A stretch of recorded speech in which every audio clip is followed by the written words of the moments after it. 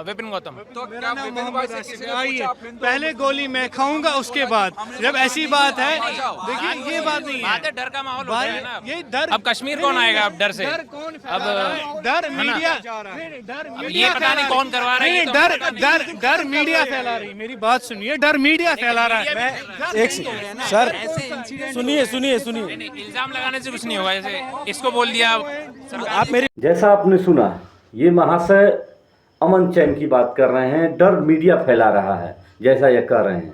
वहाँ पे एकदम अमन शांति है। आप आइए, स्वागत है हमारे जम्मू कश्मीर में। यहाँ अमन शांति है। जो 28 लोग मारे गए हैं वो मारे नहीं गए हैं, वो गए हैं पार्क में घूमने। यह क्या हो और यह कौन सा शब्द बोला जा रहा है? यहाँ 28 निर्दोषों की हत्या हुई, आप अमन चैन की बात कर रहे हो। आप मीडिया पर दोष थोप रहे हो, अपने आप पर झांकने की कोशिश नहीं कर रहे हो, अपने आप को आईने में निहारने की कोशिश नहीं कर रहे हो और मीडिया के ऊपर दोष और दोषारोपण का प्रयोग कर रहे हो।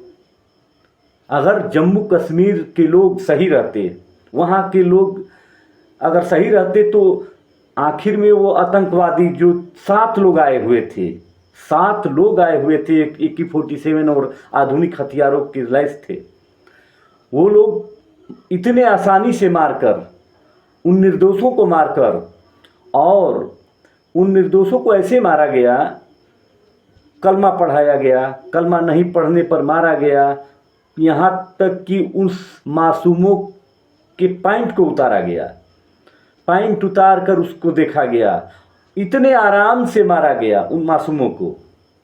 अगर वहाँ की लोकलिटी के लोग अगर मिले नहीं रहते, तो इतने बड़े घटनाक्रम को, इतने बड़े अंजाम को एक दूसरे देश से आकर और इतने आसानी से उस घटना को अंजाम देकर और आराम से निकल जाना, यह सवाल का विषय है।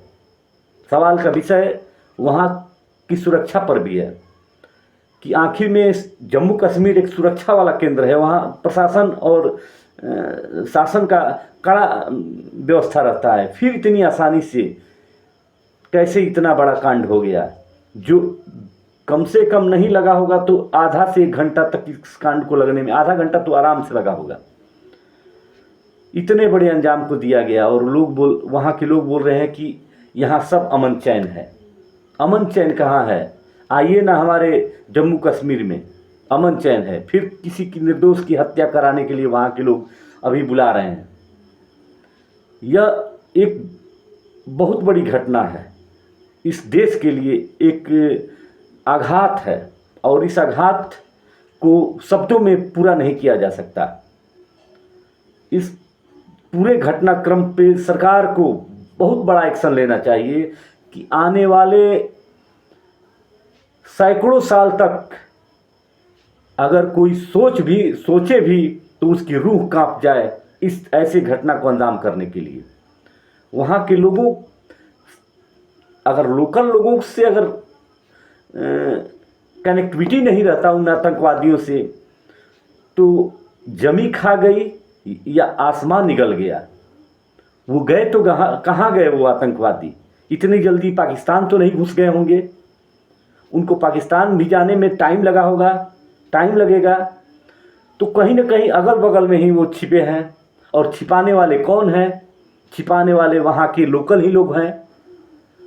वहाँ अमन चैन के दुश्मन ही हैं। वह नापाक लोग ही हैं, जिन नापाक लोगों का मंसूबा है इस हिंदुस्तान को दहशतगर्द में तब्दील कर देना। यह एक बड़ी घटना है इस हिंदुस्तान के लिए। इसमें राजनेता अपनी गोटी को सेक रहे हैं, कोई राजनेता सरकार को थोप रहा है। सबसे बड़ा सवाल है कि जब तक उपराज्यपाल मनोज सिन्हा का वहाँ पे शासन था, उपराज्यपाल थे, वहाँ पे चुनाव नहीं हुआ था, तब तक कितनी बड़ी घटना को अंजाम नहीं आतंकवादियों ने दिया था। लेकिन जो ही चुनाव हुआ और वहाँ सरकार बनी, वहाँ के मुख्यमंत्री का चयन हुआ, उसके बाद से ही इतनी बड़ी घटना को अंजाम देना एक सोचने वाली बात है। सोचने वाली बात है कि सरकार के चयन होने के बाद इतना बड़ा घटना, कहीं सरकार और सफ़ेद पोशों का भी हाथ हो सकता है, ऐसा हो सकता है। क्योंकि एक नेता का मैंने बयान सुना, वो कह रहे हैं कि पाकिस्तान के पास भी एटम बम है, पाकिस्तान से डरना चाहिए हिंदुस्तान को। बहुत बड़े नेता हैं, और ऐसे में सरकार को, यहाँ के प्रधानमंत्री को इस बड़े घटनाक्रम, यह बहुत छोटा घटना नहीं है, बहुत बड़ा घटना है जो मासूमों का जान लिया है, बेगुनाहों का, जिसने कोई गुनाह नहीं किया है, कोई उनका गुनाह नहीं है। वह एक निर्दोष व्यक्ति का हत्या, 28 लोगों की हत्या, 35 लोग हॉस्पिटल में भर्ती हैं, घायल हैं।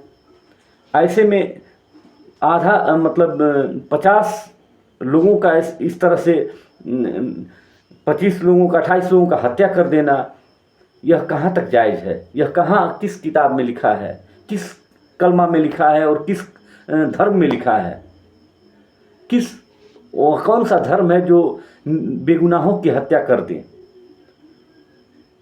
ऐसा कौन सा कानून है, ऐसा कौन सा धर्म है जिसने अपनी किताब में, अपने बाइबल में, अपने शास्त्र में, अपने कुरान में लिखा है?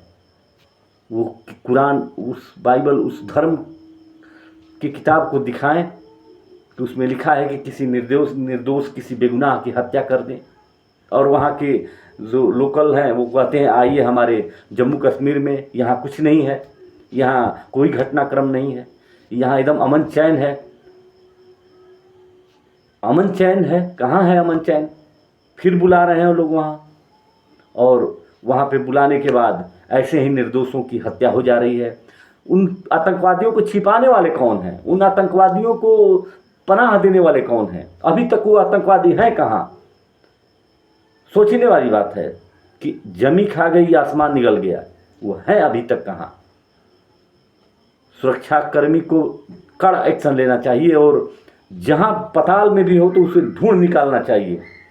सरकार को जिसने भी ऐसा गुनाह किया है उसको कड़ी से कड़ी सज़ा मिलनी चाहिए। जो ऐसे नई नवेली दुल्हनों को की मांग को, सिंदूर को धो डाला, जिसने अभी तक हाथ की मेहंदी भी नहीं छुटी, उस की मांग को उजाड़ दिया, ऐसे दहशतगर्दों को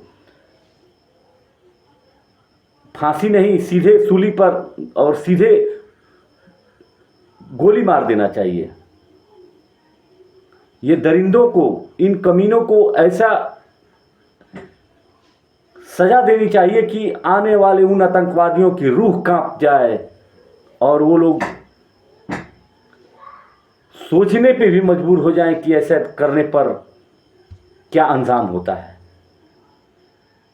यह एक बड़ी घटना है हिंदुस्तान की आवाम के लिए, हिंदुस्तान की लोगों के बीच में यह दहशत है।